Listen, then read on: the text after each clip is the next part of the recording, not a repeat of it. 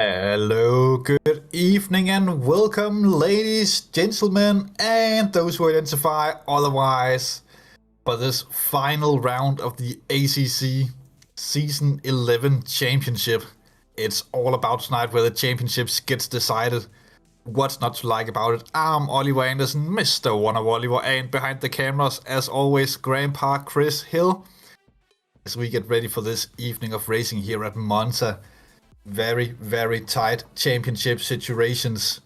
We do have the possibility of a championship tie by the end of this round, as Tej Fredriksson and Jordy Peters are only separated by 4 points, which means that if Jordy Peters wins and Tej Fredriksson finishes second, which there are some high probabilities for, then they will be tied on points after this evening of racing. Regan Mitchell in the championship hunt as well. 7 points behind Tej Fredriksson, which means that for Regan Mitchell to claim the championship, he will need to win. Meanwhile, Jordy Peters can finish no better than third, and Tej Fredriksson can finish no better than fourth.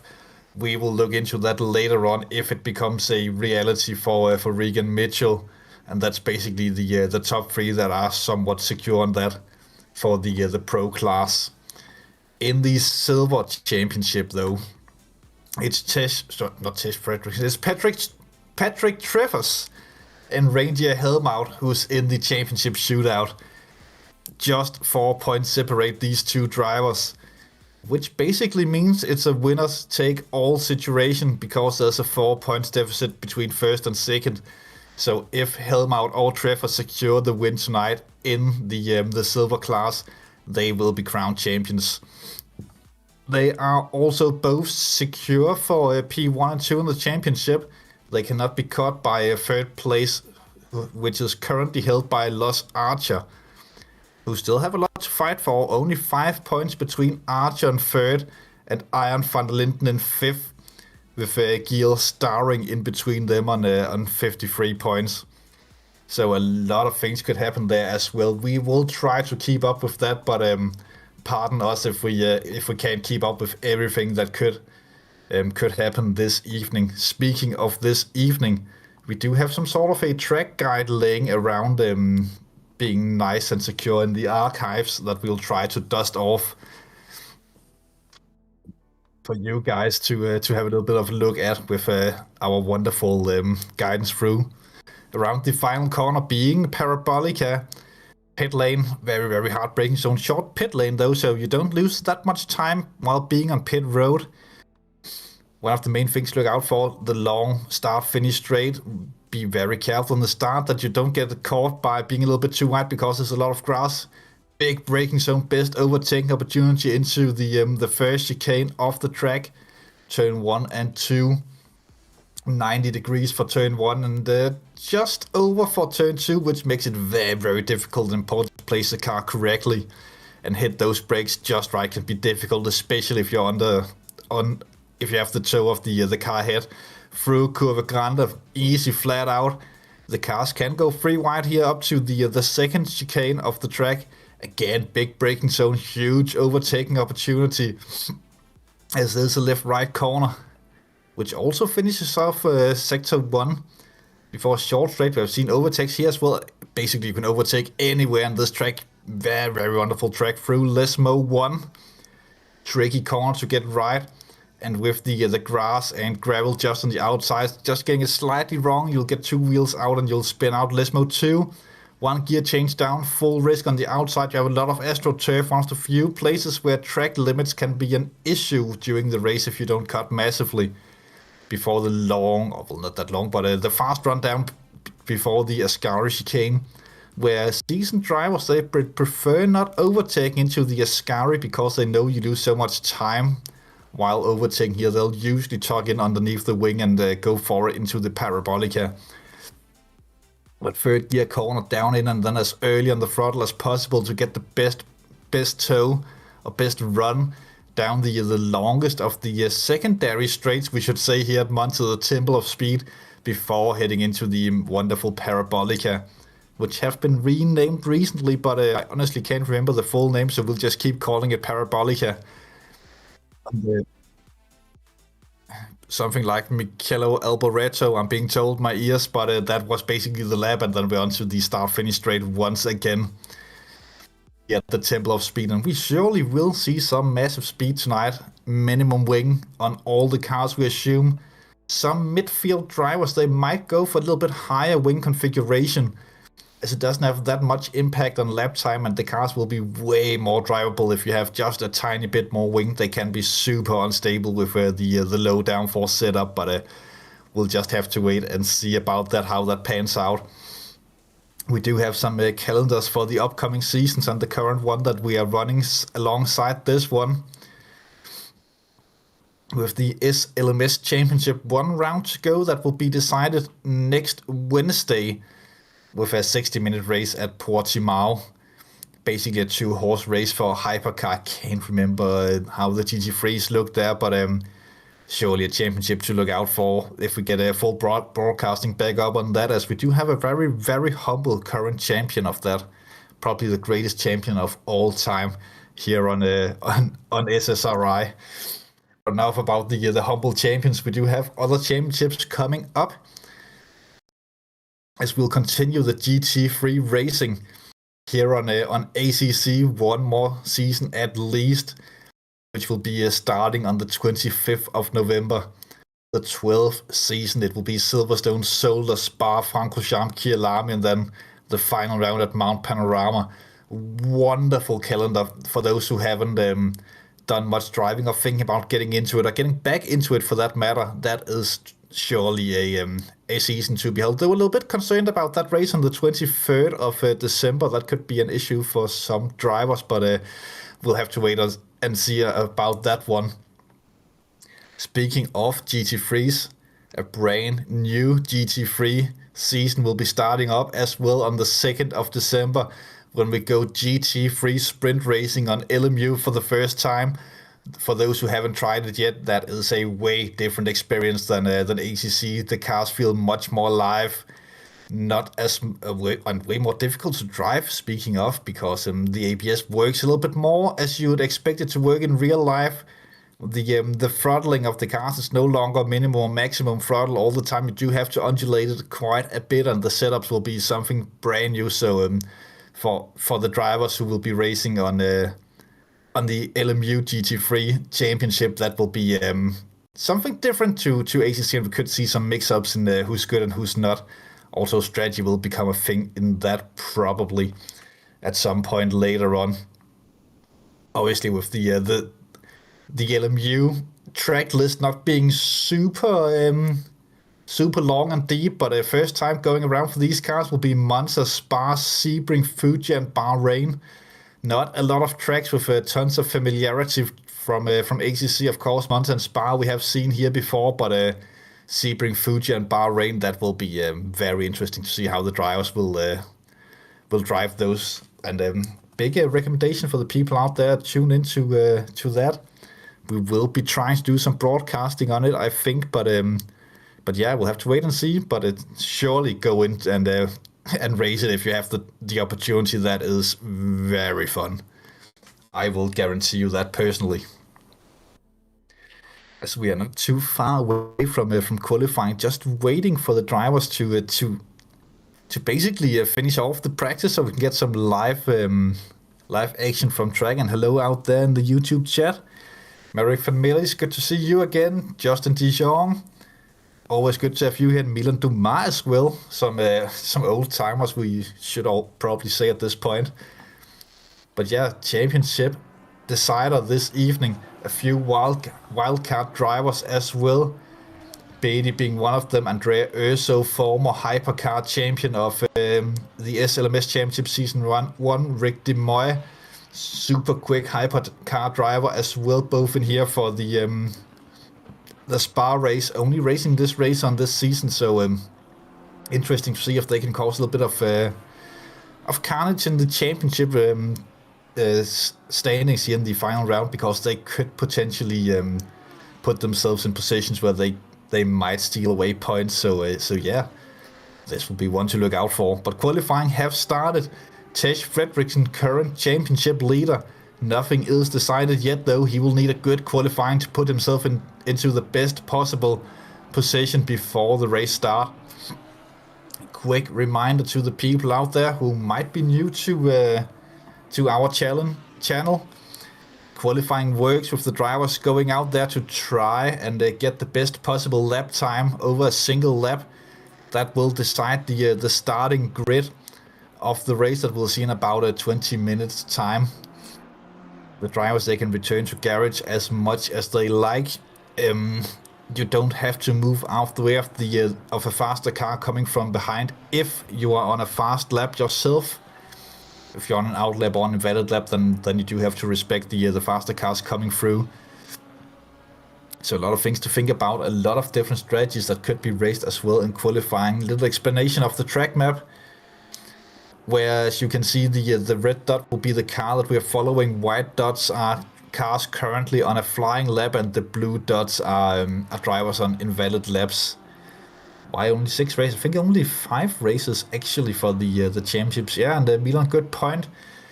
just mentioning the big grid races that will happen as well. I can't remember the dates exactly on them, but onto the sim grid and then have a look at the races coming up on Simsport Racing International. You'll see some big grid events happening on LMU. I think both Spa and Le Mans will be happening there. Was one of them Silverstone? I can't remember. One of them was definitely hypercars with LMP2s and LMP3s. That will be interesting. And then the Le Mans race with hypercars, the unrestricted LMP2s, the ones that we see in the ELMS, and then the LMGT3 cars as well. That will be interesting. Tej Fredriksen starts off with a wonderful lap time of 1:47.039 and puts himself on provisional pole after the initial run. Andrea Urso being very quick and getting up there for P2 early on. And let's see, we still haven't seen lap times yet from Regan Mitchell, came there in 4th. So that could be something to look out for. Again, I think we're missing some drivers, only 20 drivers on the server currently, but it will be what it is. Don't do LMU and stop with ACC. Well, get on with LMU, Justin. Highly recommended. So fun, especially if you are tired of the LMGT3s, and the hypercars are great fun as well.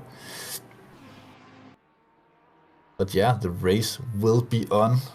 Who are we missing basically in that? I think it's only Peters we haven't seen on the. I wonder if Peters even shows up, because if he doesn't, then he basically throws the championship in Fredriksen's hands. But let's wait and see. We still have a little bit of time to come in. All the men haven't turned up either, but they could be late joiners, so we have to wait and see on that. Meanwhile, Van Liebenstein improves on the quickest lap time and then immediately beaten by Vargas and then Fredriksen again. Lap times are swapping at the minute in the front of the field. Could be an indication that the drivers need 2 laps to warm up the tires around here to get the optimum laps, or they might just have had some good toes. That's something I think we will see some drivers take advantage of here in qualifying. If you can start your lap just behind a driver that might be just half a second quicker than you over the duration of a lap here, then you could potentially steal a lot of slipstream from these guys and try to improve your own lap times by that. Switch to iRacing, I see. Well, good game as well. Have done some of that also. Big spending on that, but I would say it's worth it for those who spend a lot of time on sim racing. Can be a little bit iffy with netcoding, but the ways the cars feel on iRacing, oof, don't get me started on that. That is wonderful, and the variation of cars and tracks as well. Meanwhile, Andrea Urso in his Ferrari dropped to 5th in the provisional qualifying standings. He might be in with the chance of good results here and sneaking a maybe a confidence boost here in the final round of the GT3 championship. Meanwhile, Vargas seems to be the next driver to finish that. Look at that Fredriksen behind. He could potentially be in that. Maybe he's just outside of slipstream range, but he's very close to it. But Vargas won. Vargas 1 corner to go. He was a little bit up before the parabolic corner, but it didn't look too good on the exit there. He does improve, but a 3,000s behind Fredriksen. Super tight between these two. Early on, at least. Urso will be the next driver in the top 5 to put in a lap time. He looks to be improving slightly at the minute. Well, slightly and slightly. He looks to be improving by a few tenths. Also, Van Liebenstein and Mitchells with equal lap times as we're speaking. Urso across the line, jumps into 3rd. But still 12 minutes to go, so it could all change. Vargas into the pits to take a fresh set of tires, so he'll probably be running the free split qualifying strategy. Decoyed in the Bentley. Still going. We have seen that Bentley being at least strong in the initial round at Catalonia, and we have seen the Bentleys actually being reasonably quick around Monza before. Can be challenging to get all that power down into the tarmac around here, but Decoyed will be the driver who's up for that task. 6th position, drops to 7th as Rick de Moy in the Nissan, also a rare car to see on track, goes a little bit up. The 488 of Regan Mitchell's coming out, the older generation of the Ferrari GT3 car. We have seen it being better than the new 269 on some tracks, but not too commonly occurring. Though the 488 on the right hand side, Beast and Regan Mitchells are definitely one of the drivers who can get maximum out of the car. That looked very wide there, no way that the lap can be continued. He pulls over to go back to the garage to take fresh tires with 11 minutes to go. Martin van der Kran coming around the parabolic corner to put another lap on the board. Jumps up to 10th. Meanwhile, in the silver class, Benji Helmout looks to be currently on pole, with Van der Linden behind, starring also in it. Archer a lot further down. This could end up being quite close. Also, not the biggest mix of the pro and silver drivers this time around. We have seen them mix up nicely beforehand on other races where. Well, we haven't seen that big difference between the two classes. Craffers also not on the server. Patrick Craffers, who currently leads the silver championship. So he basically gives up the at least advantage for now to Ranger Helmout. And with a no-show for him, I wonder what his scrap result will be then. Whether or not that they can catch him from behind, unlikely, as he have a 5th as a scrap. So he should be guaranteed the top 2 anyway. But without the chance of winning, if Helmut Reindeer just secures a few points. Matt Pryor in the Ferrari as well. 7 in 12th, behind Reindeer Helmout, who definitely seems to have been putting some practice into to get a good result here. Of course, when you're in that championship fight, then you want the best possible results, and you might want to give it just that little bit. Ooh, a big mistake there from Matt Pryor. But if you're in those championship fights, then you just might want to give it that little bit of extra time into practice and spend these extra couple of laps getting everything fine-tuned to try and go for a good result. And that looks to be paying out for Helmout. Von Lebenstein in the Porsche. We did see him have a lot of speed at the Nurburgring.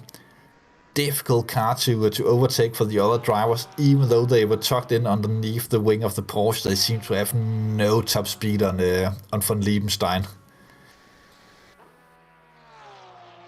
Though the bob is a little bit different for Monza, so that could play into this. Wow, a mistake there into the second chicane. Have to back out of that one from Von Lebenstein. Still enough time to get a few more laps in. And elects to stay out and not go for fresh tires at this point.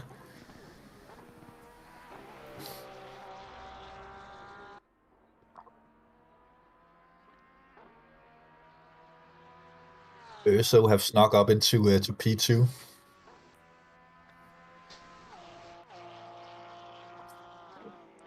With Vargas right behind Urso, back on track as well with 7.5 minutes to go, so that might be the final running his starting.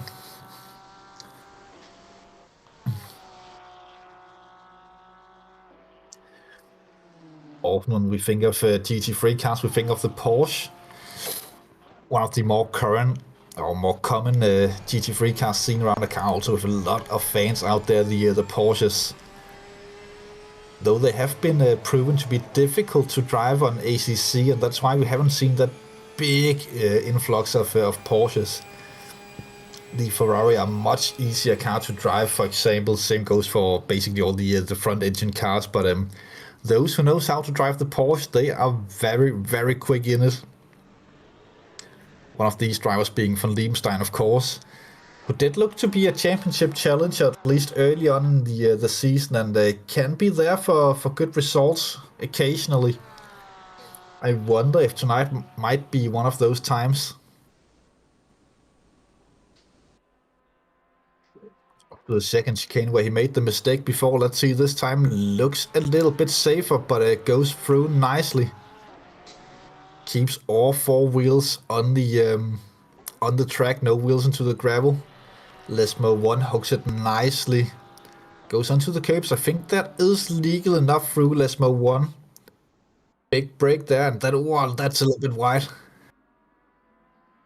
Though still valid, I think you have to leave the actual curb with all four wheels before it goes invalid through Lesmo 2.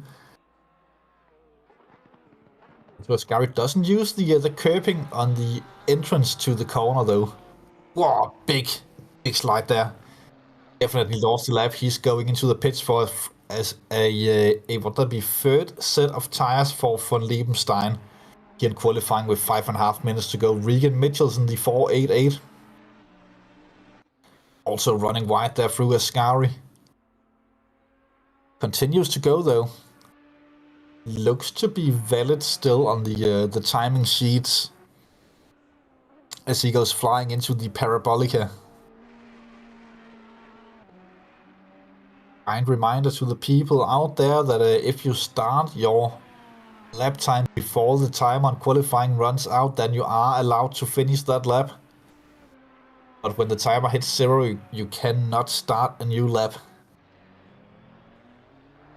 You can only finish the one that you are currently on. Rick DeMoy the Nissan. Someone have been off there through turn 1 at some point. A lot of debris laying around the track. Moy flies through Curve Grande though. Doesn't look to be super speed. Takes that inside line. Obviously it makes the corner shorter as you don't drive as long on the track, but you get the downside of having more steering input, which takes off speed in the car.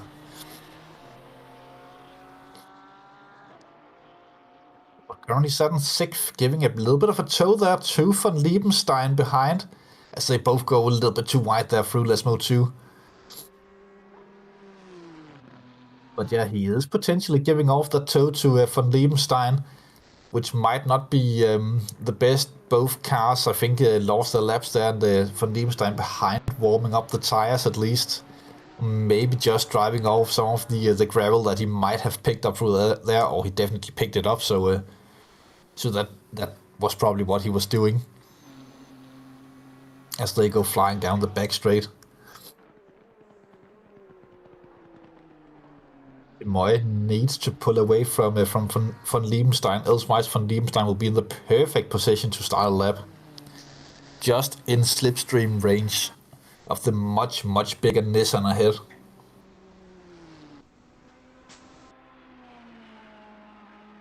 As they go running 3-4 cars in the pits, they could potentially still go out and improve.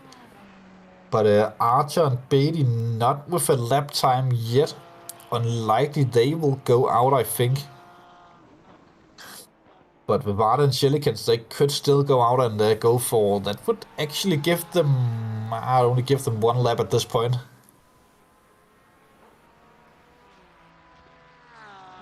Moy goes back into the pits. Garcia up into 8th. He looks to be getting a tow from one of the Ferraris ahead. I think that's Van der Kran who is dragging him around. Very good T1 that looked like from Garcia. Definitely getting the tow of Van der Kran.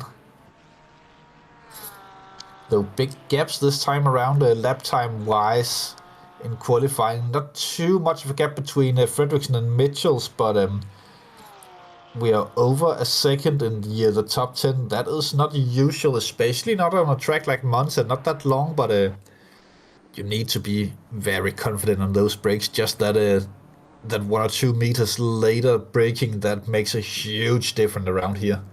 Whoa, someone goes off in the background. That's a BMW that goes into the wall. Looked like Starring's 303 BMW. It was Starring as he goes to the garage. He is done with quality. Flying all of the cars with the P out next to the names, they will not have enough time to go out and start a new flying lap.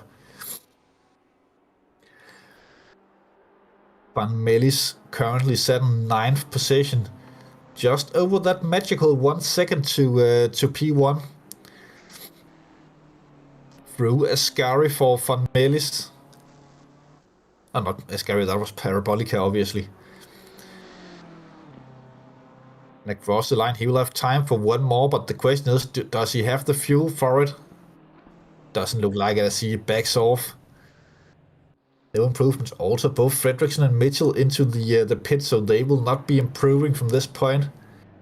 So wow, crashed there from Van der Linden, which basically seals off the silver class as starring. We saw him in the garage not that long ago, so he will not have time to start a new lap. So for silver, at least, there will be Helm out starting first in that class with starring and Van der Linden in second and third.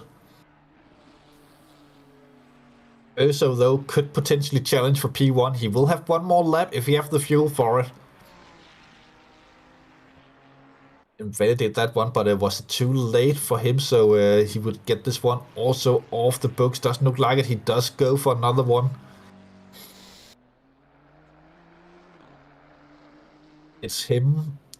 Let's see who else is on a lap. The 55. That would be Garcia, and then the 7 of Matt Pryor. Then and then Parties as well.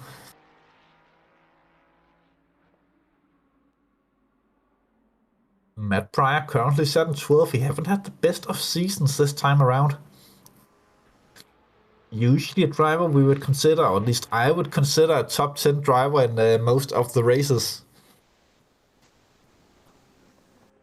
Definitely with the skill set and potential for it.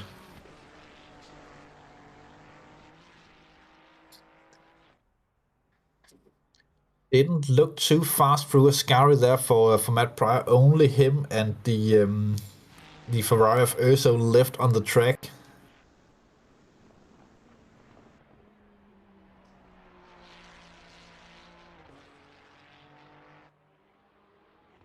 As Pryor rounds the Parabolica, he could potentially jump up the standings from 12. Let's see.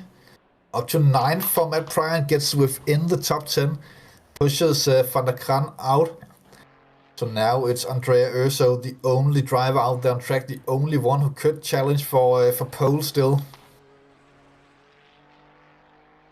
Just this final corner, he's already on the throttle. He will not need to brake again before he crosses the line. So let's see. Makes the track as short as possible. Now third for Andrea Urso. Lovely. I think we'll just take a small intermission from the talking, and we'll be right back with live racing in 5 minutes time.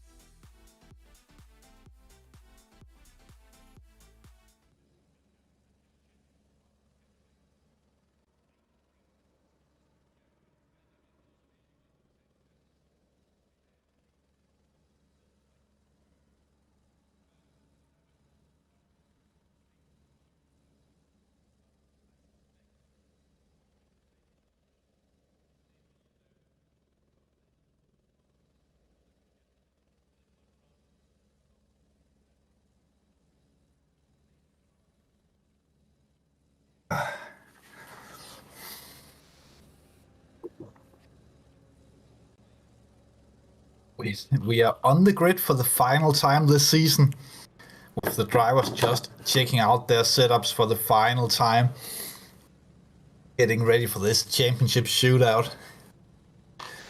But only Fredriksson and Mitchells in the pro split, or the white split. We should probably go over the format a little bit later on, with the chances of taking the championship as they start rolling onto the formation lap. This is a chance for the drivers to check their pit stop strategies to ensure that they're right, get some heat into the tires and brakes before the race start. And they will all be very, very focused on this task, as we see the acceleration and braking to heat up the brakes. Yeah, I don't see Karen Morkey either on the grid this evening. But we are getting ready for this slowly and steadily. It's a 60-minute race, which means there is a mandatory pit stop that all drivers have to take, indicated by the yellow box next to their driving numbers, with a little one inside it that will turn green once they have served their mandatory pit stop. In the pits, they will have to take tires. So most likely we will see a surge of pit stops at the right about half-hour mark in this race. Although Monza is not a super tire-heavy track, so some drivers might opt to dive in early to try and undercut. Others might be trying to stay out a little bit longer to get that clean air and traffic-free driving and get some track position. That way it could be an opportunity to gain and lose some positions with the pit stops. Also, getting the car slowed down for the pits here at Monza can be challenging. We have seen drivers getting drive-throughs on that in previous races that we have had here at Monza. But yeah, it's all to play for.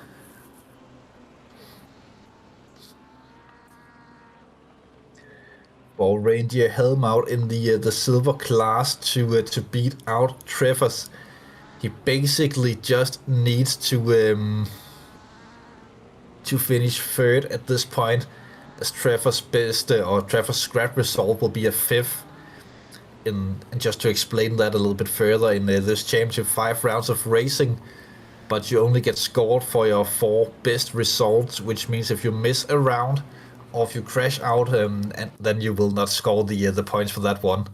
Or well, basically, if you finish all 5 races and have first places in all of them, then you just lose one of your first places. Points-wise, not statistically, you'll still have one, but yeah, maybe not the best of explanations, but you lose your worst result over the season. That's what I'm trying to say. As Fredriksson goes onto the back straight, the last time probably we'll see the cars go this slowly down the back straight of Monza. One of the places here on ACC where you truly get a sense of speed in the cars with the barriers this close to you when you're driving. It might not look fast on camera, but when you're within the cockpit, then you come in with a lot of speed into this final corner. As they have started to line up in the starting formation side by side. As for those who only watch Formula 1 out there, this is a rolling start, just like we see in most endurance races. So they'll keep a steady pace, and once the lights go out, we will be racing for the 5th and final time this season here at Monza.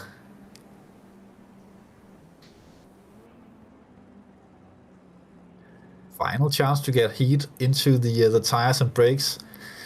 As ladies and gentlemen, we are shortly about to be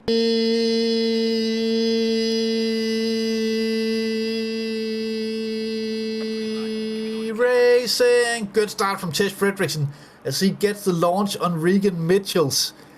A little bit of free white action further down from Liebenstein, squeezing in between Urso and Vargas.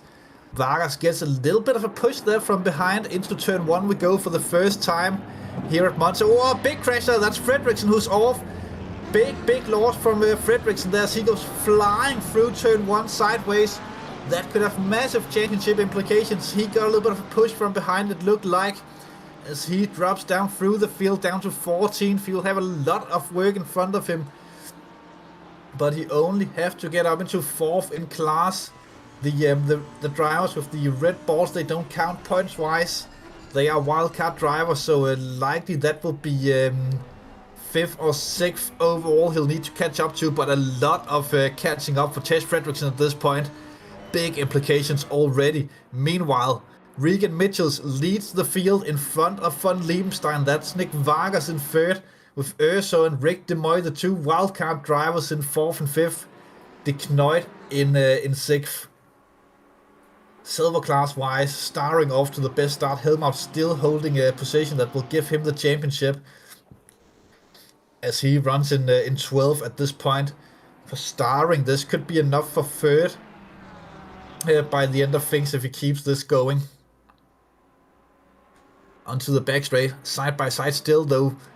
A lot of drivers, both the Bentley and the Nissan, 2 powerhouse cars, trying to out-drag each other into the Parabolica, followed tightly behind by the Porsche of Wolf Garcia. Ooh, big spin there from behind. That was von Liebenstein who goes spinning. Cold tires of contact. I didn't see it exactly, but he'll have to wait there for a little bit of a clear path to rejoin, as he drops to last place early on. One of the drivers who had a little bit of an off chance to win the race. Meanwhile, Regan Mitchells just continues 1 lap down from Mitchells. Still side-by-side action into turn 1. Van der Kran caught a little bit on the inside there. They do avoid the contact, but further down there's a spinner.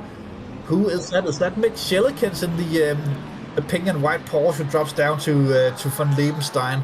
So 2 Porsches already involved in this. Parties into the pits early.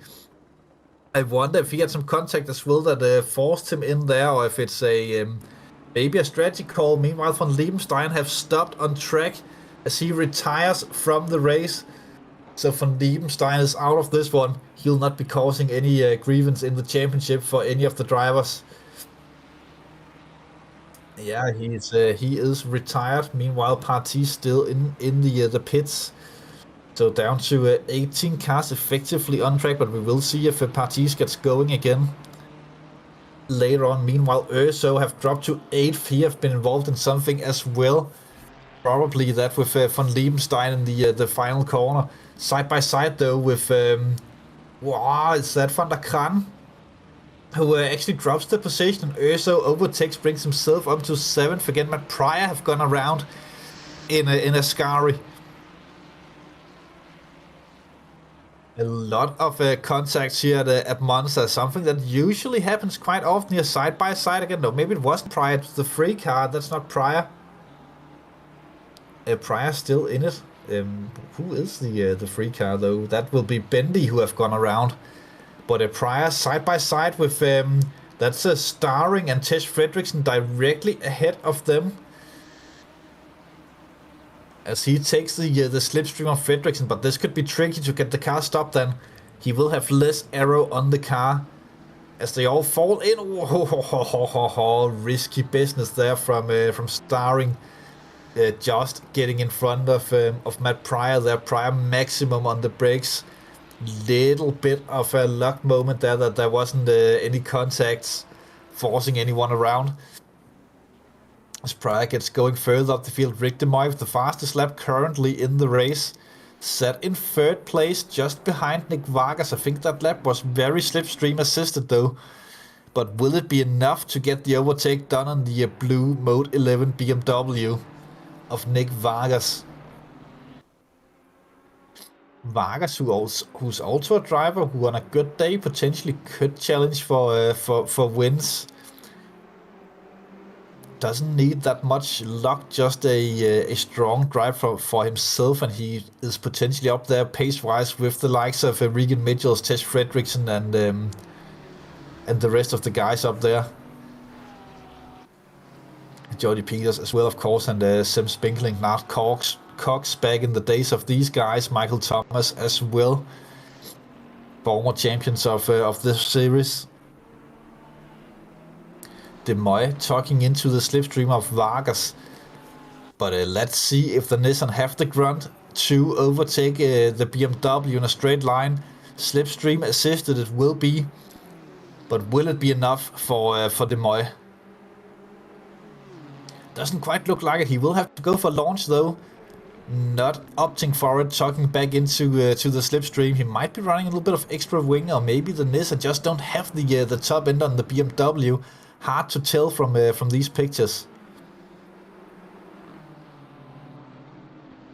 He will be just trying to scout out Vargas at this point. De Moy will. He's just trying to figure out where can he potentially get the move done. Where is he quicker than the BMW? Or maybe just psyching Vargas out into a little bit of a mistake. Looks like the Nissan is quite good under braking from the looks of it, and through Lesmo we go. I think this can be so difficult. If De Moy gets the overtake done, then he will have the difficulty of trying to set his own pace instead of following the car ahead. We have seen De Moy struggle a little bit with the hypercars, at least before, with keeping traction later in the races, but let's see as this race progresses if you have the same difficulties in the GT3 cars.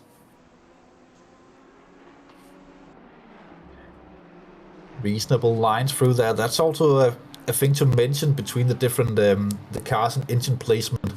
The cars with the engines placed at the front, they will be able to take a lot more curve through Ascari and get the much better run onto the back straight. Of course, both the BMW and the Nissan have the engines in the front, so no difference between the two of them. But that could be a thing with overtakes further down the field when we see Tish Fredriksson having to go through the other drivers. Currently, he will need to get up to 5th position to secure himself, or will 4th at the minute to secure himself the title as it stands, as De Moy will not be scored as a wildcard driver, or well, he will be scored as a wildcard driver, but he doesn't take points out of the Pro Championship.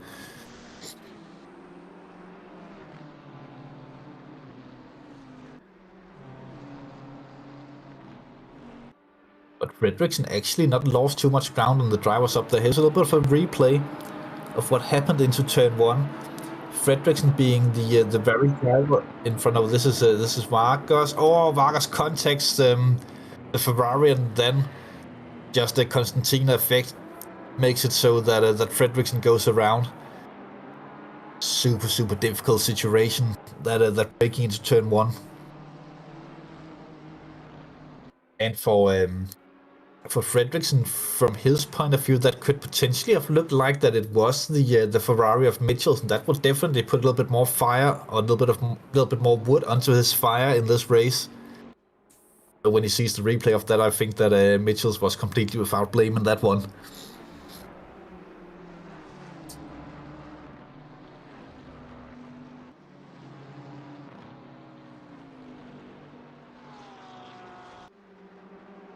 If Mitchells wins this run one and Fredriksson finishes 3rd, then Fredriksson will take the championship by a single point. I think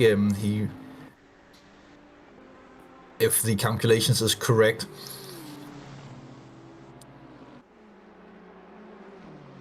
If Fredriksson finishes 4th, it might actually go to the tie. Haven't looked too much into that, but he will need to get up there.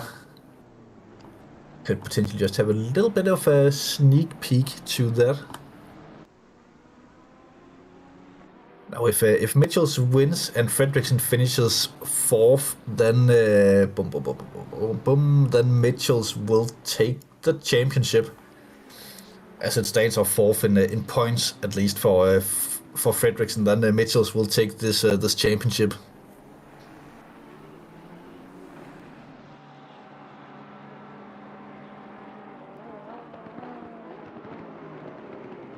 So yeah, let's just replay of von Liebenstein's thing, but I'm just figuring out how to open the correct things here on this small laptop. Oh, I didn't see it, no.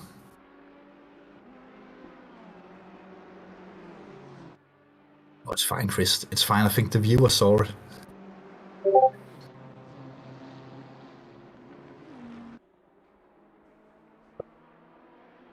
But De Moy still looking for the overtaking opportunity on Vargas.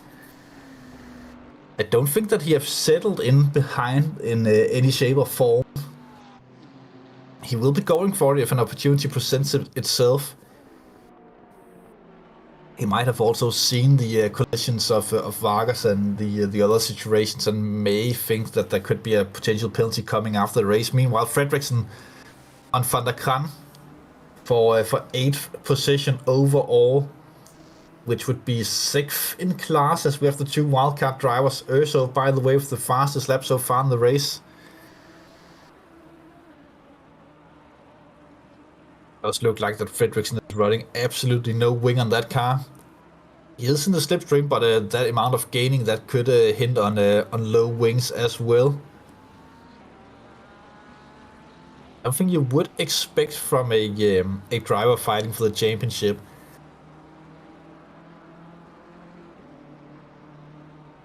Being able to control a GT3 car with no wing. Also, parties have gone back out onto track and they have rejoined the race. He had a disconnect maybe, and that's why he was in the pits for so long. Meanwhile, this is Steve Parker and Matt Pryor. Whoa, side by side, still going. Will there be enough room? No contact made. Good luck. Good move there. But look at that. McShelligans goes through Parker as well. As he got a little bit cut on the inside, then couldn't get the power down. And Shellikins immediately on the attack on Matt Pryor as well.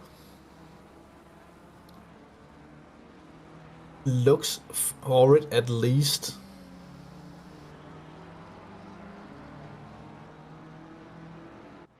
Parker, the drift king himself in the red Ferrari, and Pryor in the orange.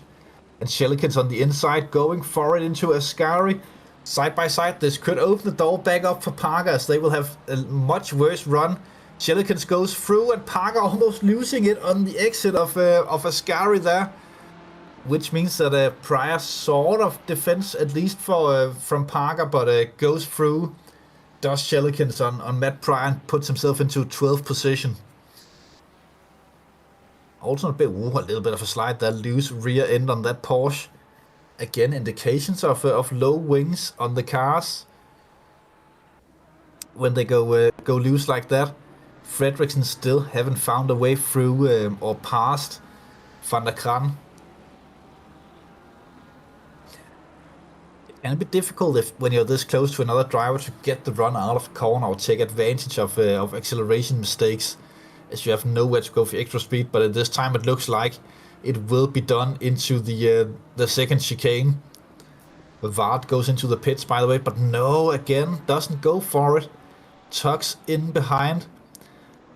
Fredriksson might not be comfortable enough on those brakes to try it. It can be tricky into to that second chicane as well, because the ideal line puts you sort of in the middle of the track and gets the defender the opportunity to take a late defensive move. But tucked in nicely behind through the Lesmos and into Ascari. He looks for it side by side with Van der Kran. Championship leader Tej Fredriksson on the mission goes for the move into the Ascari side by side. Will there be enough room? He goes very much inside there to avoid the contact. Someone have been around the hits the curb and goes flying. Vargas have gone around, by the way, and is parked in the gravel trap. Oh, and that looks like a car that seems somewhat done for. Oh, he does get it moving, but he have to spin it around on track. Does get it done. And he gets going, but that could potentially be an early pit stop for Nick Vargas. But that is good news for Fredriksson as he jumps Vargas, at least in that situation. Helmut and Starring. Helmut can be happy enough just being where he is. He doesn't need to get this move done. This will be enough to give him the silver championship, so he doesn't have to take any risks. But the thing is, once you get behind the wheel of these cars, you sort of forget a lot of these things and you just want to go racing. And I think that's what happens here for Helmut, as he's trying to get the move done. on starring in the BMW, of course, and Helmut in the Ferrari behind.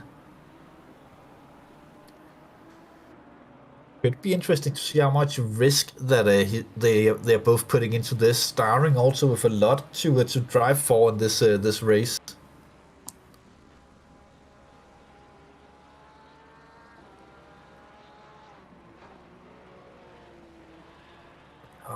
I miss my stationary PC because this is a little bit tricky to maneuver in. Yeah, for starring, if he keeps up what he's doing at the minute, he will jump up to third in the Silver Championship. Archer nowhere near the front of this one. Currently, at least, things could still change as we are still early days in this race. Fredriksen back up on the bumper of Van der Kran. But when will he get close enough again to try for a move? And will that last attempt have scared him off a little bit of trying it into a scary maybe? He does drag himself up nicely there down the front straight. Better lines from Fredriksen through the first chicane, as you can see how much he gained there on the exit and through the corner of turn 1. Tucks it in. This could, he's definitely close enough to go for it into the second chicane, but will he do it? I might have just lifted there to ensure that he doesn't lose time with Van der Kran starting to go defensive too early in this battle. But the further we go into this race, the slimmer the chances for Fredriksen to catch up. But as it stands right now, it's just up and overtaking Van Melis, and he will technically be... No, then he'll be 4th in class. He'll need to get past Garcia.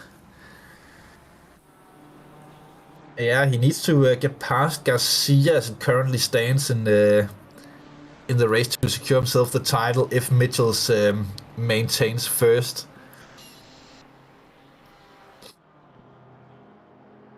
Meanwhile, Helmut still looking at the rear end of Starring's car.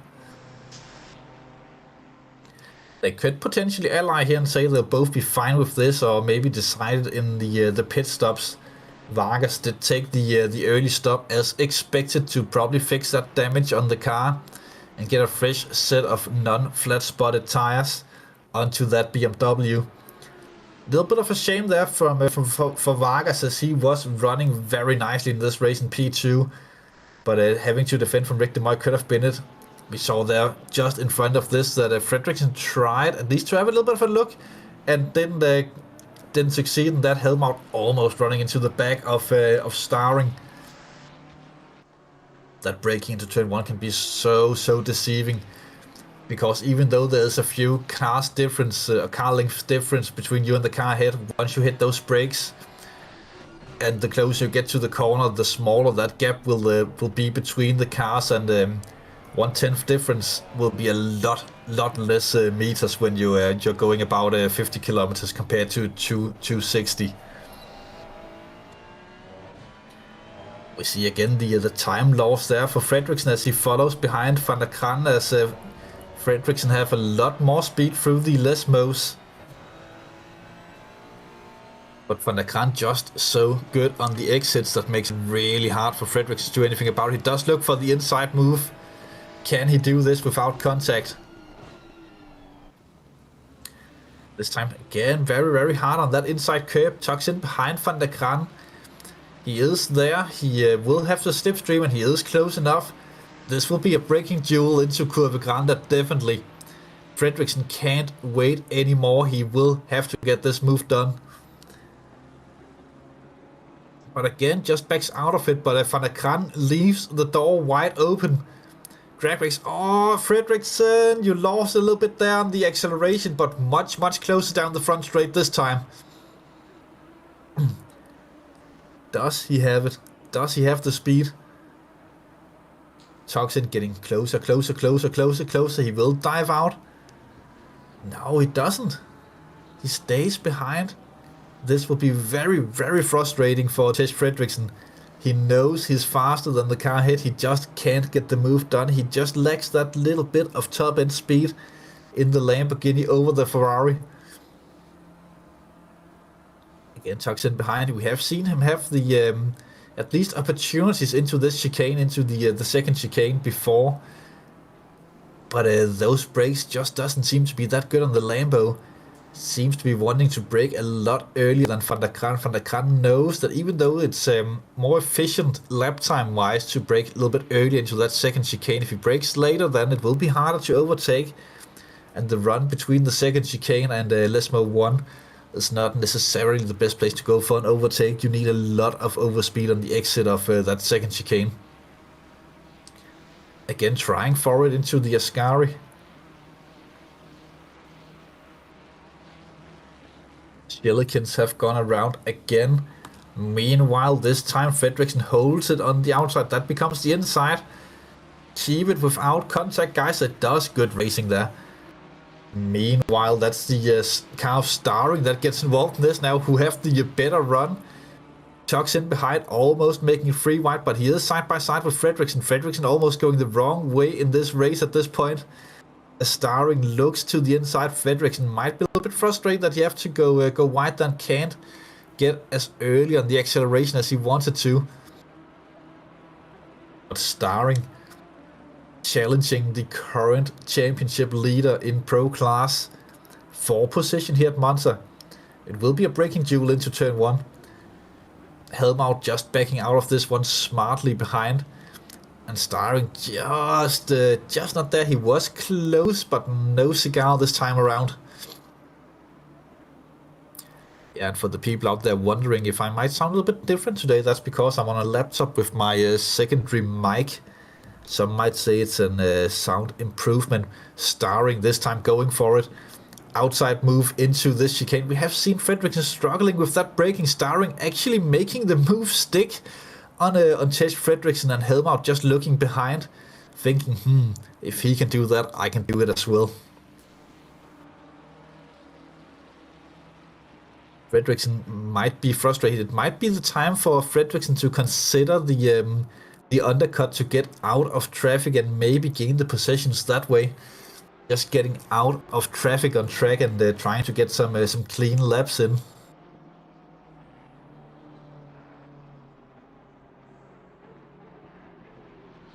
After a heroic attempt or heroic finish to the race last time at the Nurburgring, if you didn't watch that one live, highly recommend watching that, at least the last 10 minutes of that race. That was pure racing filth of action. Tons of good moves and excitement to the very end there.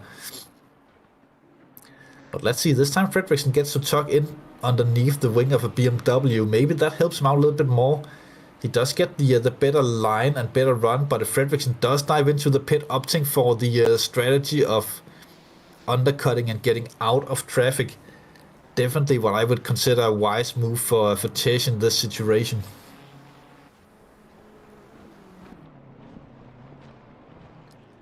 Yeah, the gap that he needed was just Van der Kran and then plus about 13 seconds now, just about 10 seconds plus from Van der Kran, and then he would be up into the position that he needs, or at least up into the fight with Garcia. But now he will probably get about 1 or 2, maybe even 3 or 4 laps of clean air, at least without traffic that should be potentially as quick as the ones that he was just battling.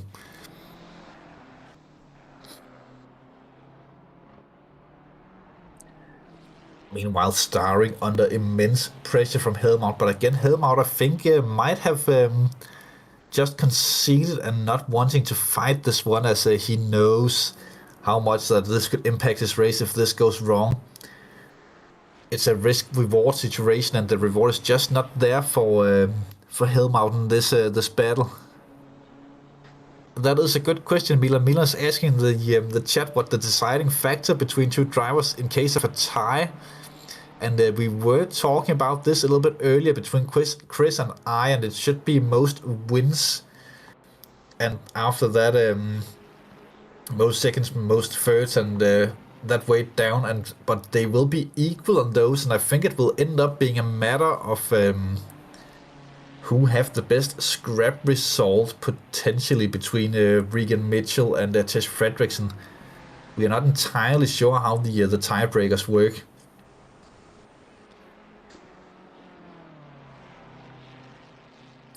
So I definitely didn't answer your question, but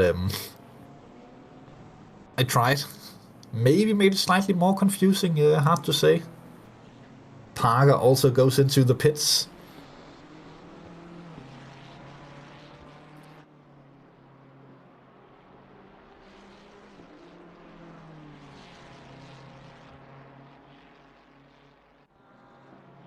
It's still quite interesting. The gaps are not really increasing between the drivers that many places around the track. It does seem somewhat stable.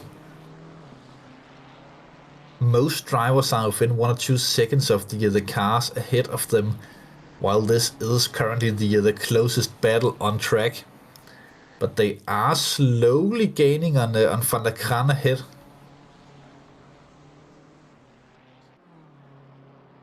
Starring might have figured out as well that a Helmut might not be super interested in fighting that hard for the position, so he might just be focusing on catching up to Van der Kran at this point. Ignite, also worth mentioning, third in this race, second in class in the Bentley. I think that if you would have tried to sell this to him before the start of the race, then he might actually would have bought this one. Oh, Fredrickson still just needs a third to secure the championship because of the points. Elsewise, something have missed out on the standings because the positions that they have been scored by are Fredrickson with a third and 2 firsts at this point, while Mitchells have a first, second, and fourth.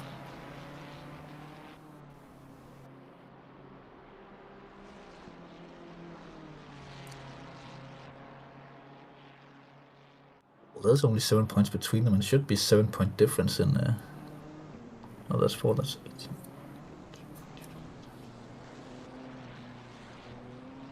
And it is 7 points from that, so that means that Fredrickson will need the third to. Fredrickson will need third to take the championship, presumably, because there will be a tie and then go down to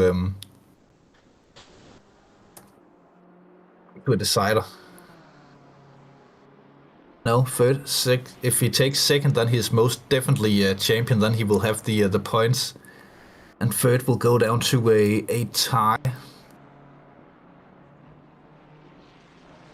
That will very likely also go in the favor of Fredrickson.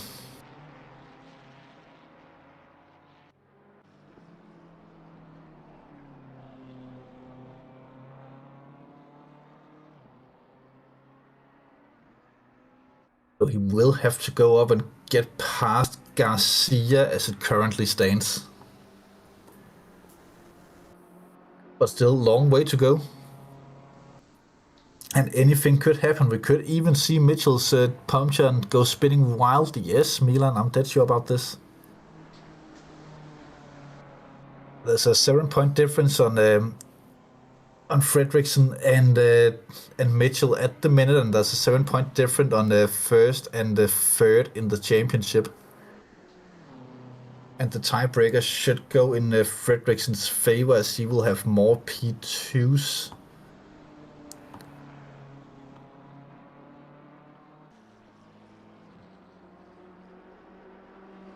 No, he actually will not have more P2s. That would actually be Mitchell's. That's actually quite interesting. But then you're right. Then he will need to get second. If the P2s will be the tie-breaking factor. Well, then you're actually very, very much right there, Mr. Milan.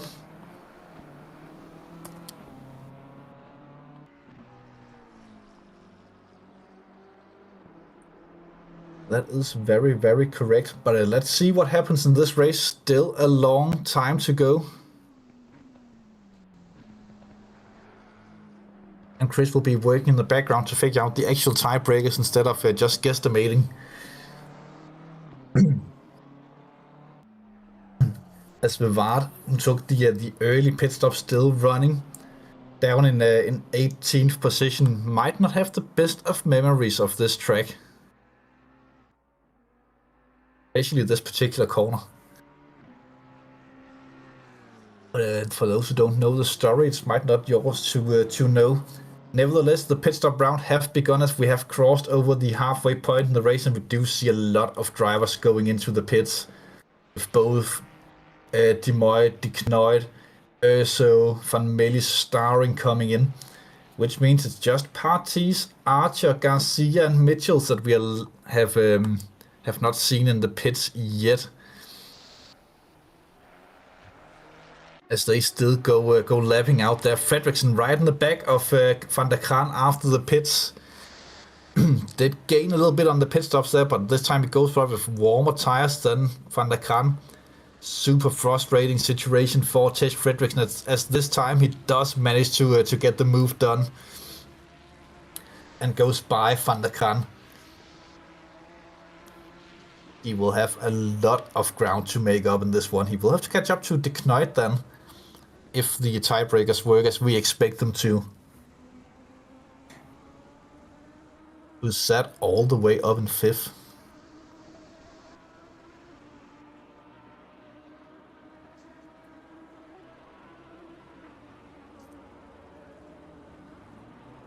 Which is virtually P3 in the race and P2 in class. But look at that speed from Van der Kraan. Forcing Fredriksson to go defensive into turn 1. Fredriksson just needs to get that gap big enough to break the toe. Does look like that he's very close to it this time around out of turn 1. And yeah, it does look like it's over now, and Fredriksson can focus on catching up to the drivers ahead. It'll be Van Melis next, but a big gap up to him of about 3 seconds.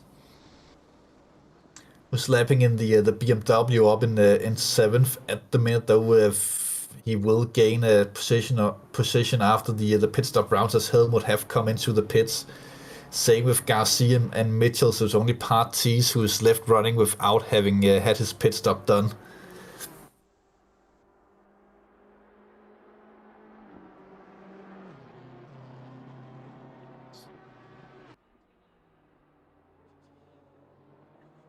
But Melis have had a little bit of a discreet season this time around. I think he missed a round or 2, but we haven't seen too many of the big results, nor the classic Van Melis crashes that have been haunting him for the past couple of seasons.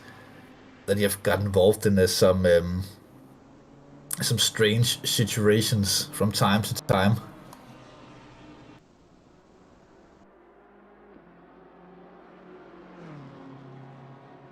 Still just Parties who's left pit. He only missed the last one, Van Melis, but with a season high of a 12th position in class, haven't been the most successful campaign for the Dutch driver.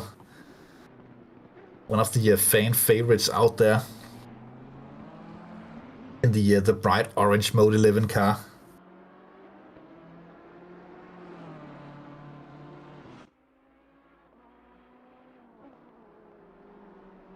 But let's see what goes on in this one. Mitchell still leads by quite the gap, almost 3 seconds after the pit stops down to the Nissan behind. They do have a back marker in between them. I think that's with Vard, it looks like, in the bright green BMW. That just sneaks in between. As Mitchell just needs to keep his composure on this one. And again, one of those situations where it's not over until it's over. Even though it didn't look too good for Regan coming into this race, still very much so grabbing his chances and going for it.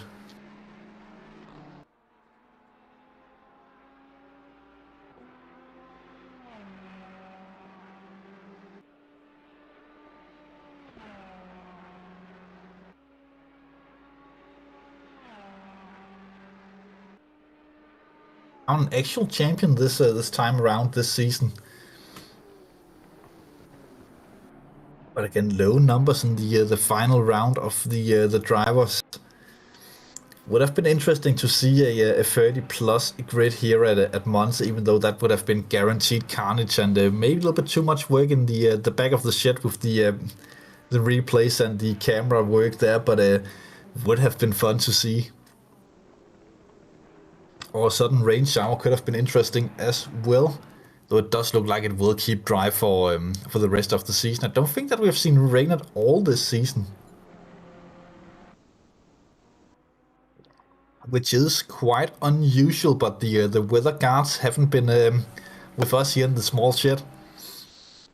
Nothing's better than hearing the rain come down on the plastic roof we have, with it leaking down our backs, and the racing those wet races produce can sometimes be super interesting.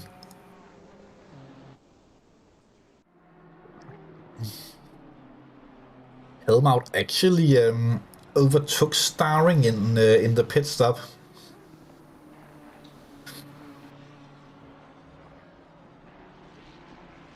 Probably by virtue of just breaking better into the pit lane and getting on the limit just a little bit later that caused him to get that position. Or a little bit of clean air driving could also have been the sinner in that.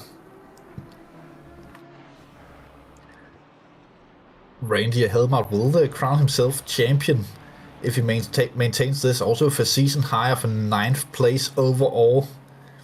A good way to finish it off.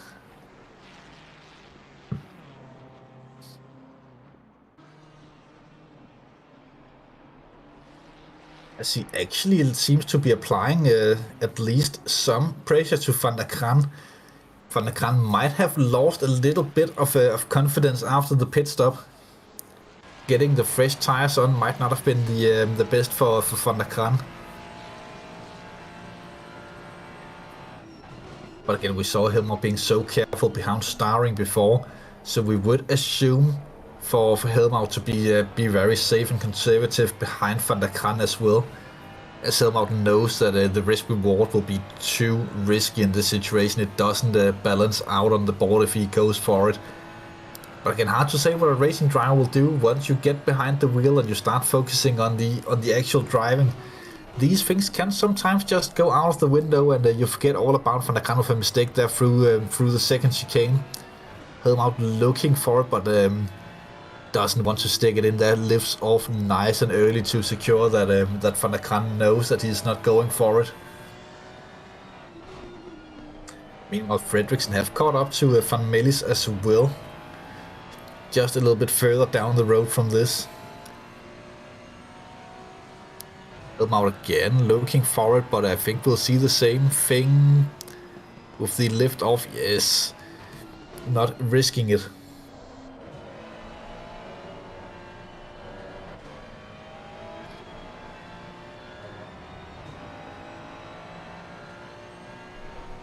Being smart about the opportunities.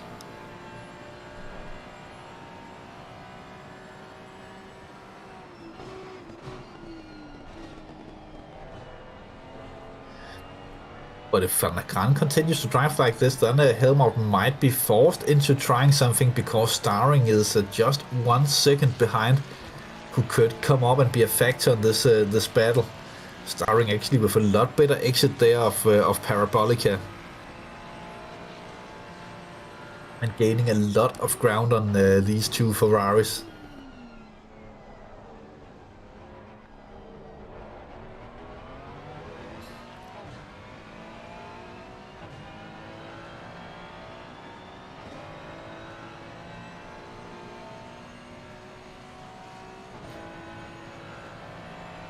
Don't know where Kevin Morkey is, and we do assume that Fredriksen is carrying some damage from T1 because of the lack of speed. The Lambo usually is rather reasonable on that front, but could be a setup thing as well. Yes, we do agree that Kevin Morkey should be racing more often. If you can go find him and tell him, that would be interesting. Meanwhile, on board with Tej Fredriksen, The Norwegian trying the move on Van Millis, getting right up underneath the wing at least, but not quite enough to go forward into a Ascari. We did see that being a successful place for overtakes early on from Fredriksson. Looked like he had to lift a little bit through the final part of Ascari as he was gaining in the middle section, but then all of a sudden Van Millis gained a little bit of ground in that one. Going for the tighter line does Fredriksson, leaves him with a bit more speed, but yeah, he actually carries it through and gets room to go with it, timed that perfectly. From the camera angle we saw there, I thought he was a little bit too early on the throttle and couldn't go anywhere because there was a BMW in the way, but that went well. And you especially need to convince Kevin Morkey that he should be racing the GT3 LMU series as well, as that's something that I'm personally looking forward to quite a lot, seeing how the action will turn out in that one. But again, the struggles with the straight line speed from Tej Fredriksson, and if Bas knows this, that if he have maybe been in a voice call with Van der Kran or some of the other drivers, then he would potentially know that that Fredriksson have issues in that department. Meanwhile, dual screening at the minute. Yeah, and the big grid, of course. But a dual screening at the minute with the battle for 8th with Van der Kran, Helmut and Starring in the main screen. And then in the smaller screen it will be Tej Fredriksson attacking Bas Van Millis for 6th position.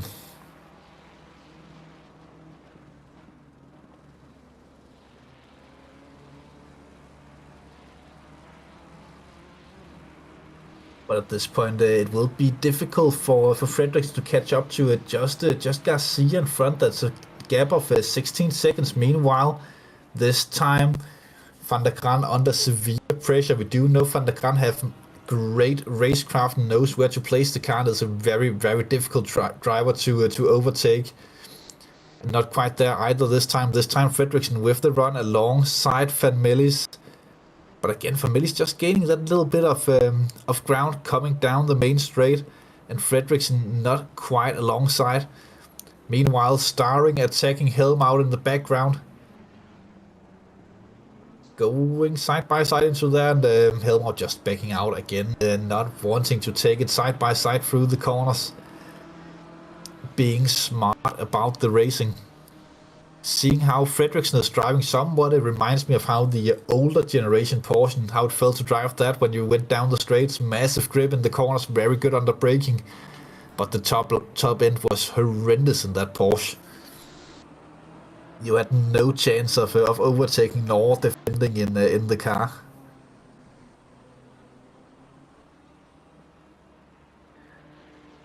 But now let's see if Starring can do something about Van der Kran,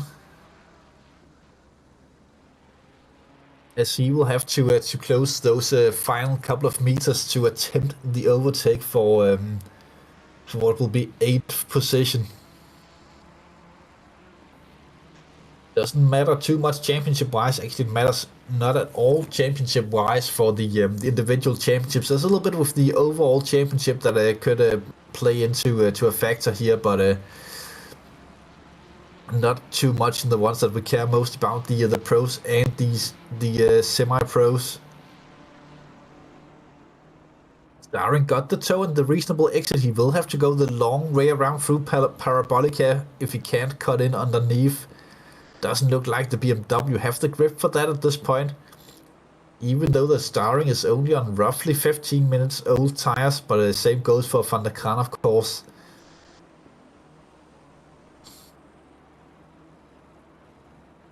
As Fredriksson's struggles continue.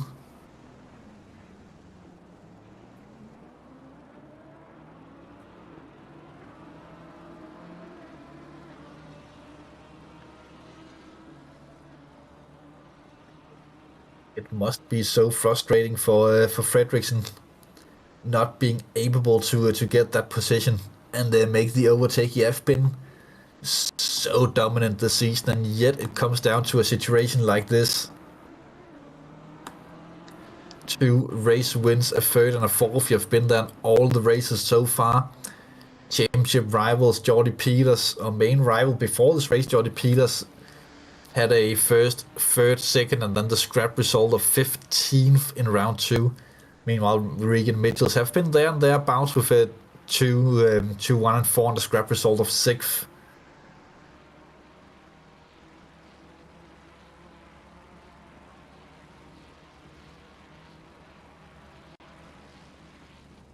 As my PC have started loading for some reason, and a black screen. Just what we want to see at this stage in the race.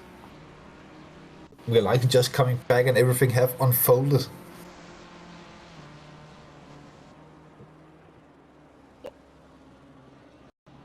Most still having a little bit of an error on my side. No. Now I'm back, and Fredriksson have overtaken Bas. Of course, I missed that one. And meanwhile, the battle in the semi-pros also rages on behind, with Starring and Helmout.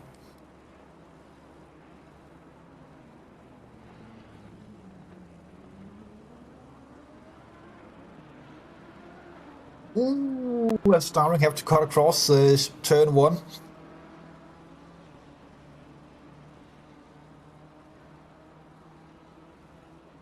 Right back into the position he was before. A little bit further behind Van der Kran, but a little bit further ahead of Helmout. As Van Millis tries everything and goes wide in the second chicane. Not being able to keep up with Tej Fredriksson, who have a massive gap of 17.5 seconds to close up to Garcia ahead in 5th.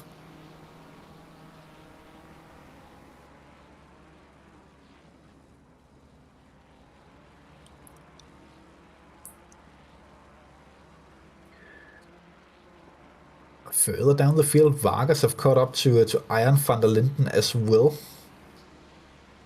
And Beatty with Mick Shellikens. There's quite a few battles forming here in the last 15 minutes of Monza.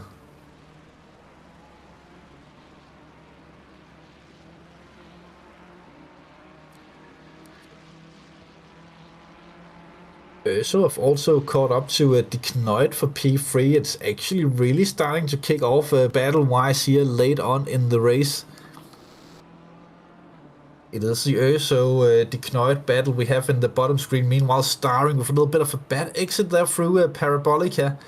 Getting some wheel spin, allowing Helmut to go through. But tucks back into the slipstream and immediately on the attack again, almost NASCAR-style driving. Tucks in, goes back out, trying to get every little bit of every kilometer that he can get. Ooh, deep under braking there from Helmut, but holds on to it and secures the position over Starring at this stage in the race. Meanwhile, Andrea Urso will be looking at the back of that Bentley thinking, that thing belongs in the water and not on a racetrack.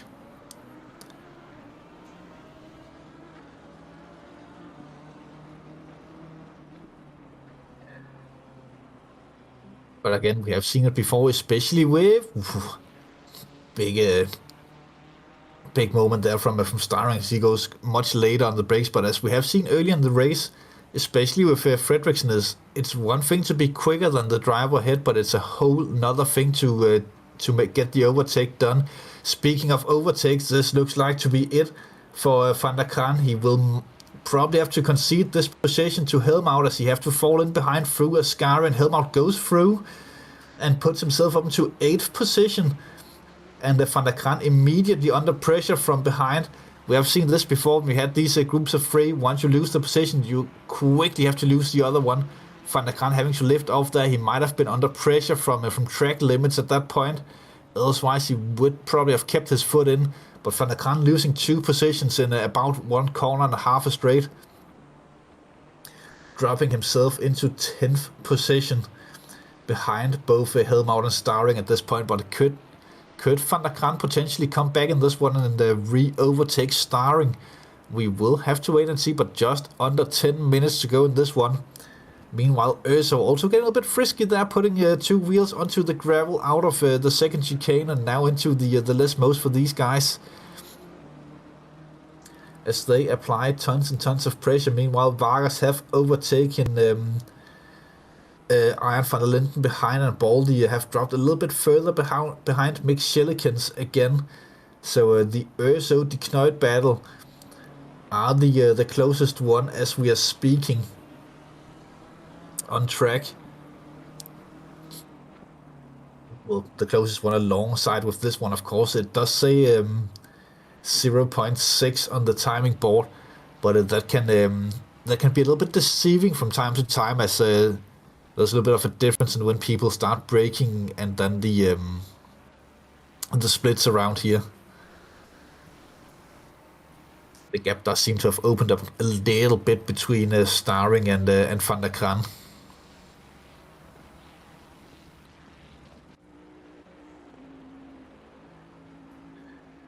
Meanwhile, focusing now on the Urso battle with De Knoit for the final spot on the podium here at Monza, Ferrari versus Bentley. It does look like that we can get a lot of speed built up in the Ferrari, but not quite sure it's enough to go through.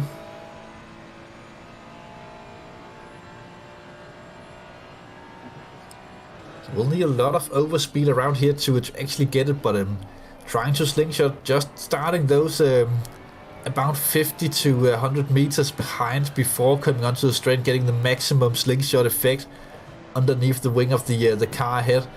That could be the opportunity for Andrea Urso, not staying too close. But the thing about that, if you don't stay close enough, then you do run the risk that you're not close enough to take advantage of a mistake if the car ahead gets a little bit of a wheel spin through the lesmos, for example, or the exits of turn 1 or the second chicane.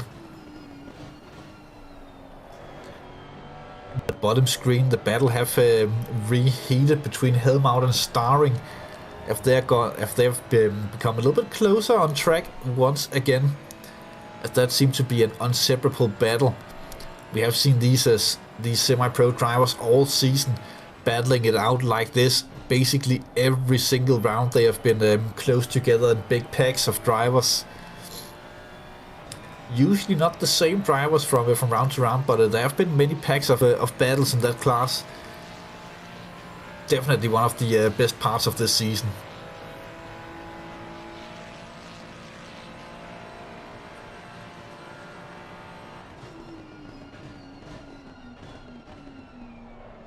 Also dropped a little bit behind De Knoit again. So we'll need to find a little bit of more composure here late on if he wants to get this move done on De Knoit. He really needs to stay right up there with him and then just strike if an opportunity presents itself. We are so late in the race that there are no guarantees anymore that someone will make a mistake. There's never any guarantees, but you can rarely go a full race without making the slightest of mistakes that could be taken advantage of.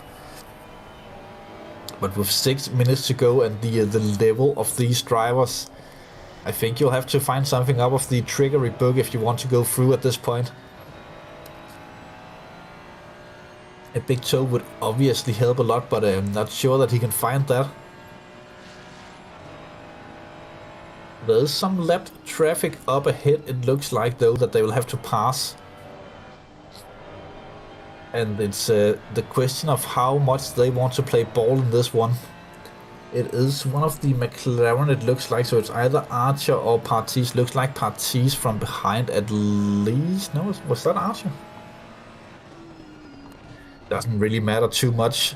They went past nicely there, and the McLaren decided, I'm having no influence on this battle whatsoever. I'm just pulling out of the way from these drivers. As they go roaring down, less than 5 minutes to go. Everything looks nice and dandy for Regan Mitchells out there in front.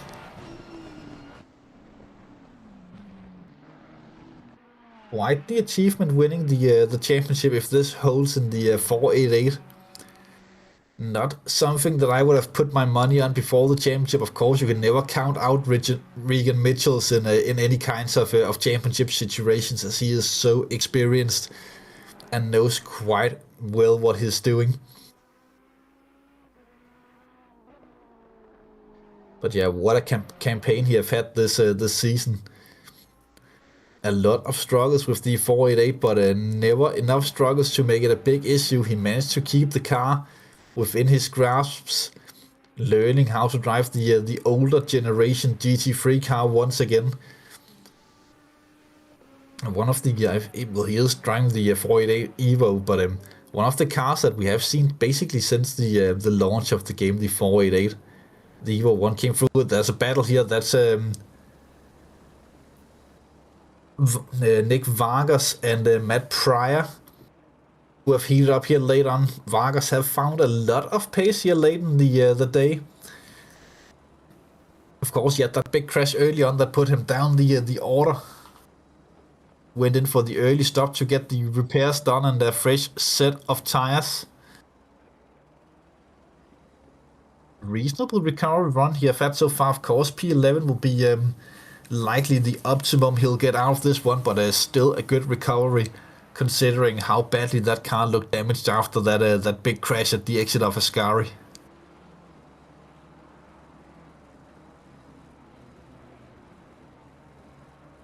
Hugs in underneath the wing of Pryor, does Nick Vargas. Pryor going semi-defensive into the Ascari chicane, not the best line to get. And this should be where we see the difference in the BMW and Ferrari, where the Beamer could take a lot more curb there, and he does take more than the Ferrari. Means that he takes a smoother angle through the corner and can carry more speed. And they are side by side down the back straight. Who's braver on the brakes? Looks like Matt Pryor.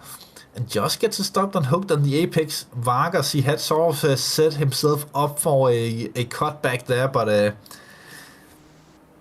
couldn't find it. As they go side by side once again. This time, though, the Beamer seems to have the overspeed. And he will be ahead coming into the braking zone of turn 1. But will it be enough? Not really. Pryor having to make a little bit of an adjustment there in the line while braking to keep it on track and defends the position nicely, as he did have the inside line for that. Under 2 minutes to go, which means next time Regan Mitchell crosses the line, he'll be shown the white flag indicating it's the final lap of this race and of the season.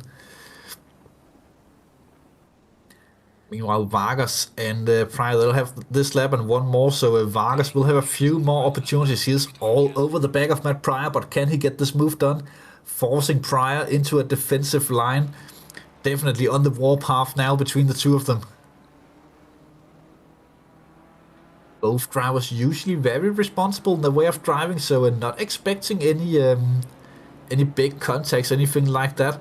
But we all know when it comes down to battling for position with a minute left on the clock, things can get a little bit argy-bargy. Vargas again trying to get Pryor on the defense, trying to set it up with the better exit speed. Takes that more curb that the BMW can tucks in behind. Gets a little bit of slipstream, but not as much overspeed this time as he had last lap coming into to the Parabolica. Yellow flag, that's Steve Parker. Ooh. Slight contact there between Vargas and Pryor. One more lap. I think that Pryor have lifted off there, maybe admitting fault in that one as he allows Vargas through almost, but let's see how he plays this one into turn 1.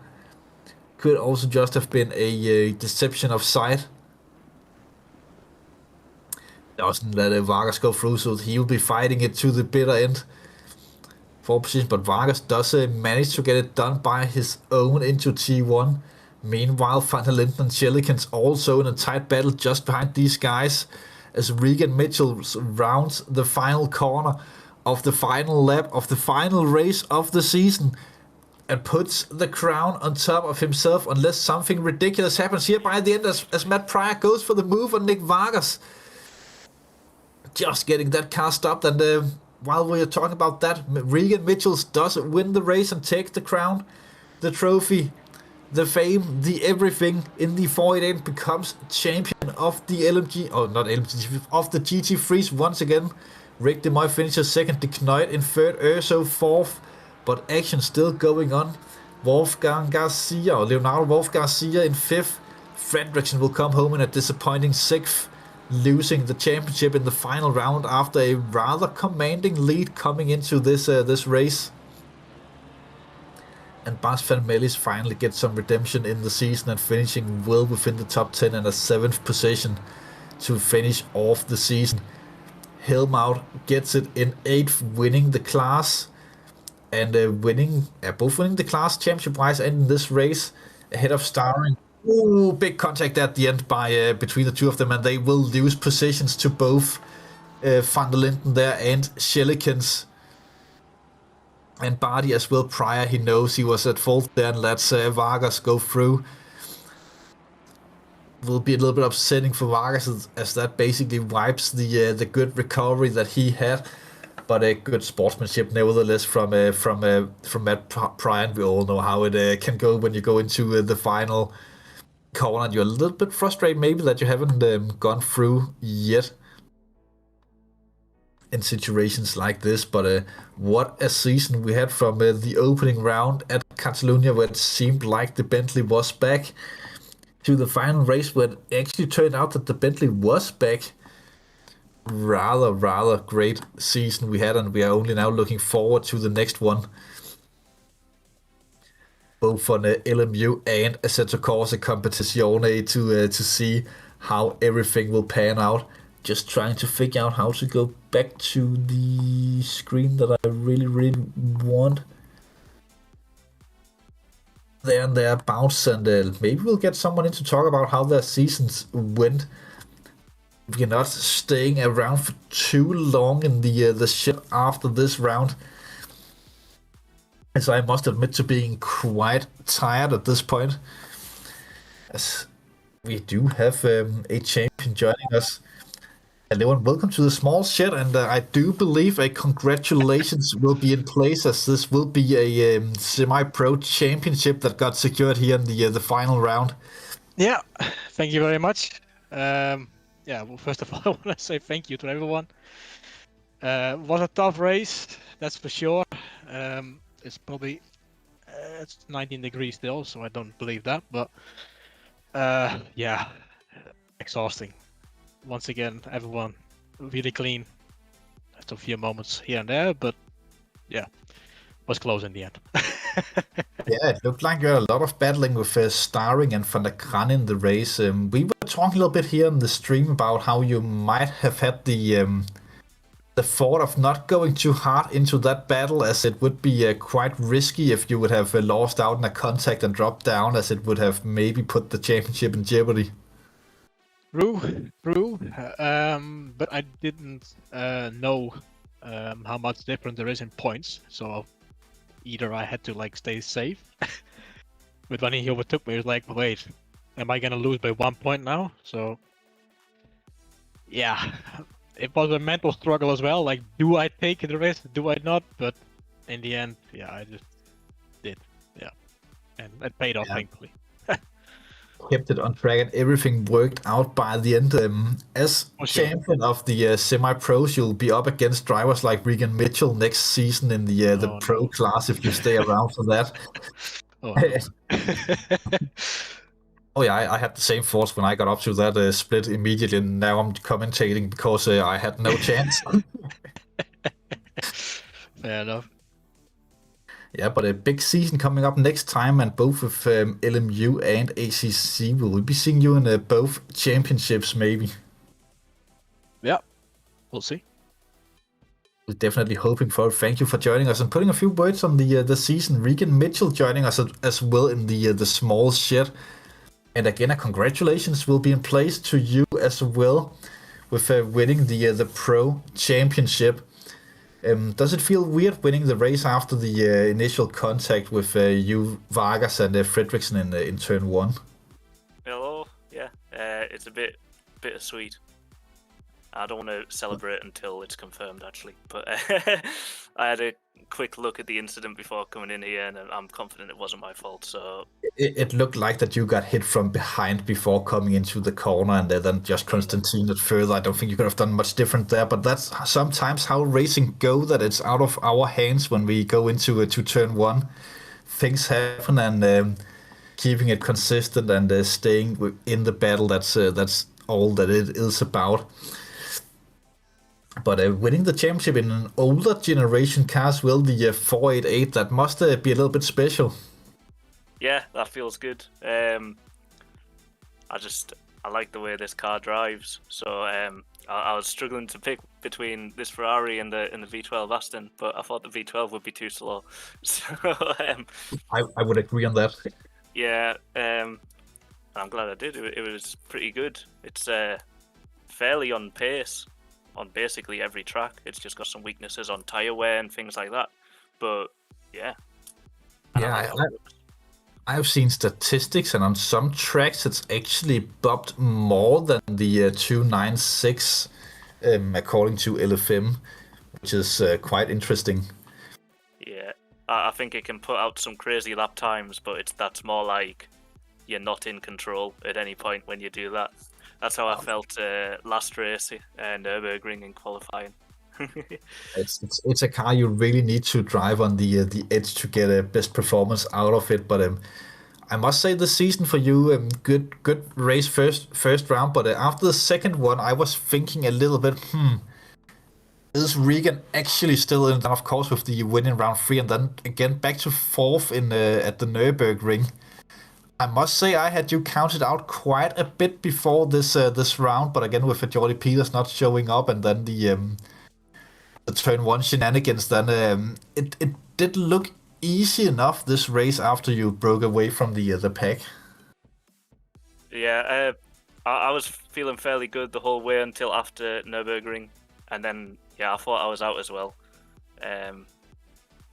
But still show up and see what happens, and I got lucky a little bit, but I was always going to race Fredriksson for the win, regardless. He might not have been championship, but we'll keep going. Again, personal Brian, when you have cards in your hands, you might as well play them. And will we be seeing you next season on ACC and LMU as well? ACC maybe. I don't see why not. I'm not into LMU anymore, but still keep racing. Anymore.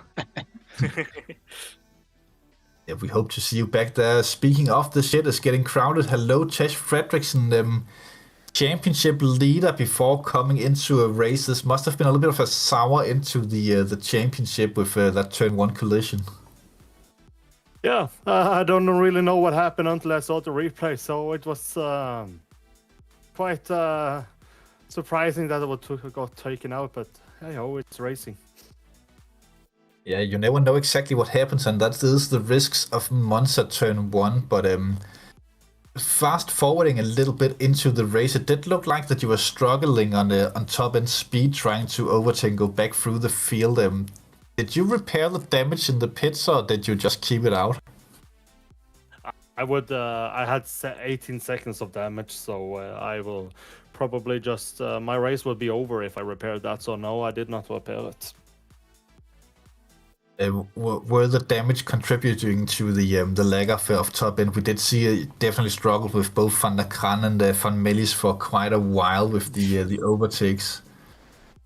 Yeah, no. Even though I had a better exit, there was no top speed in the end, so the BMW just walked away on the straights. So was just struggling with all my damage was on the front, so I probably aerodynamic was probably quite heavy impacted. So yeah, not so much top speed on this track with that kind of damage, no. Which is unfortunate on the Temple of Speed, but looking at the season as a whole, you have been the most consistent driver in the top of the field with a third, 2 wins, fourth. That was a scrap result before this round, of course, and then again a reasonable performance here at Monza. Big heartbreak also for us out here who really thought that it was in the hands of the Scandinavians. Thanks for not bringing honor to the Viking tribes. I mean, it's been kind of hard. The last few races have been taken out the first lap, so it's just I feel like there's a curse on me, or maybe even the Scandinavians have some curse on us. But yeah, I don't know what's going on. But at least I have to maybe pray to God each morning now to see if I can turn around the curse or something. I think you should pray to Odin, but speak for yourself. I'm defending SLMS Hypercar champion, so I'm not cursed. Okay, It's only you. Okay, I guess I've been doing something naughty then. I don't know what it is, but yeah. You should stop playing with Loki. I think that's the main thing. Yeah, probably. But speaking of next season, LMU and ACC, or just sticking with ACC for you? I don't know. I haven't decided yet. I'm surely hoping we'll see you on LMU, as that will be quite the challenge, and getting some familiar names in that championship would also make it quite a bit easier behind the microphone, at least. No, well, we'll maybe have a look. Been far away from LMU lately because I don't really enjoy the force feedback too much. But hey ho, maybe it's gonna change. Maybe. I'll fix it in settings, but nevertheless, we will be back racing in not that long here on the channel. We do have a little bit of a break before we get back onto it. The 25th, well, not a bit of a break in 2 weeks as usual. We'll be back here on YouTube with tons and tons of action. I've been with you all season. I was Oliver Anderson, Mr. One of Oliver, and behind the cameras we have been joined by the wonderful Grandpa Chris Hill. Until next time, we'll see you all, and now we can everyone do the exit song together. Everyone. Is there an exit song? No. Oh wait, no, that's a different one. Yeah, now it's perfect. Let's just go with it. No, please. No. No, you don't.